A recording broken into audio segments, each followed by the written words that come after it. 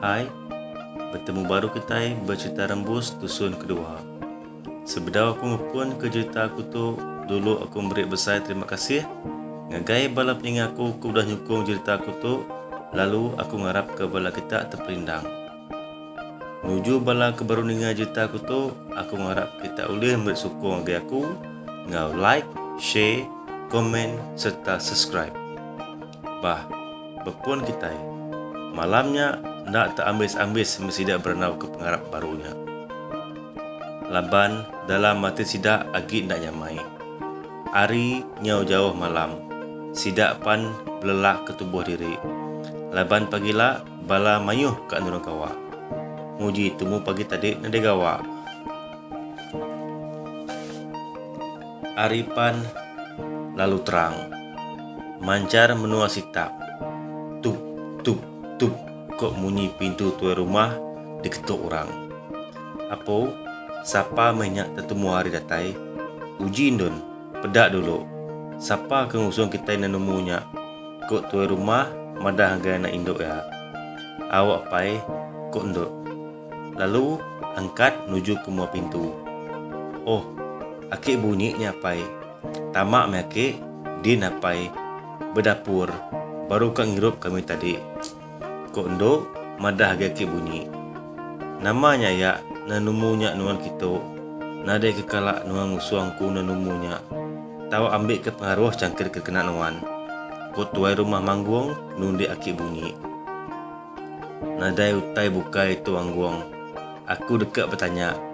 Nanti nyemak kita ila nyau nitih ke pengarap baru. Katimbih ngau pengarap lama kau dah dikena kita jaman tahun. Bukannya bakal kemua gari utai koki bunyi. Apa anang gua dulu meh ayak. Beda tamak kerkuang kupi ke dirup aku tu. Kok jakuk tuai rumah nundi akik bunyi. Ya nemu akik bunyi tu sehati. Leban ya sikuk je orang ke bisik penemu ngerai ke orang serta nemu ngintu tenyelai. Anai rano ayak. Tajak pan pihak agi meh kami berkena kenuan. Nanti nyau nak Allah orang bukai. Kok tuai rumah berjaku kena ngenyamai ke hati akik bunyi.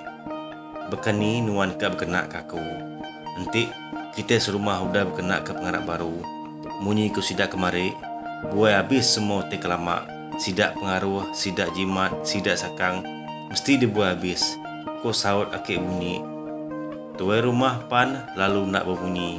Laban amat ke munyi jakuk akik bunyi. Nanti utai dah dibuai habis. Nama mutai kekena agi. Akik bunyi pan lalu angkat hingga ke rumah manggung. Amat munyi ku ayaknya. Nama utai kena agi. Nanti semua utai dah dibuai. Kok bini tu rumah berjaku. Tuai rumah lalu nembuk ke kupi ngau utai pakai kudah disedia ke bini ya tadi. Lalu angkat ke tanjuk dekat ke kebun. Bak kebun ya tuai rumah berundiang ke jakuk akik bunyi tadi. Bisik pengamai ke jakuk akik bunyi tadi. Nama utai kena lagi, nanti udah dibuai habis lengis. Tang, nanti nyemak, ndak berkenyak. Kadang ndak agak, nembiak rebak baru udah tertitih ke adat ngau pengawak tu ilak. Kok munyi rundiang tuai rumah. Pihak yang ngerja kebun, pihak yang berundiang gak. Bekeni tu neh, kok ia berjaga ke diri empu. Hari pan nyom majak lemai. Pengawak ia di kebun udah habis. Tuai rumah pan lalu pulai, maik perengkaya. Dia terpedak kaki bunyi, penuh sibuk berangkut keramu.